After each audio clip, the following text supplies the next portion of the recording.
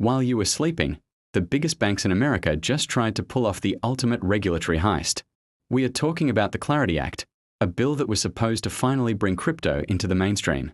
But instead of peace, we got a declaration of war. Last week, a secret meeting at the White House with crypto czar David Sachs ended in a stalemate. Why? Because the banks realized they are facing a $500 billion bank run that happens in slow motion. Today, we are breaking down the poison pills buried in the 278-page draft of the Clarity Act, and why the CEO of Coinbase just nuked the most important crypto bill in history. Let's look at the math. This is why the banks are terrified. Right now, the national average for a savings account is still stuck near 0.4%. Meanwhile, the Federal Reserve has rates significantly higher. Banks take your money, earn the spread, and give you the crumbs. Enter stablecoins. Under the original Clarity Act, platforms like Coinbase and Circle could offer rewards, effectively interest, of 3.5% to 5% on your digital dollars. Standard Chartered just released a report estimating that if this becomes legal and easy, US banks could lose $500 billion in deposits by 2028. To a bank, that isn't just lost money, that's a lost empire. They can't lend what they don't have. So, they did what incumbents always do. They went to Washington.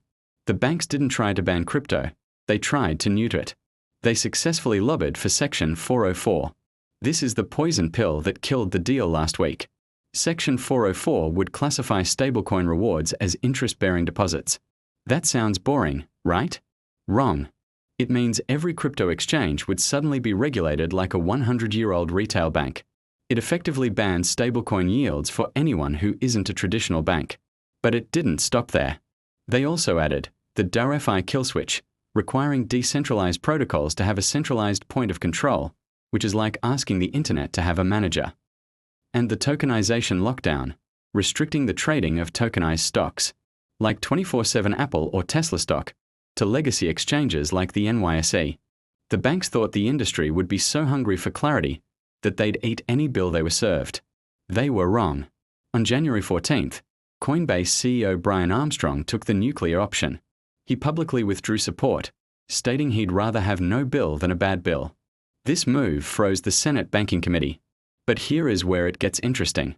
While the Banking Committee, which is heavily influenced by big banks, is stalled, the Senate Agriculture Committee, which oversees the CFTC, just advanced its own version.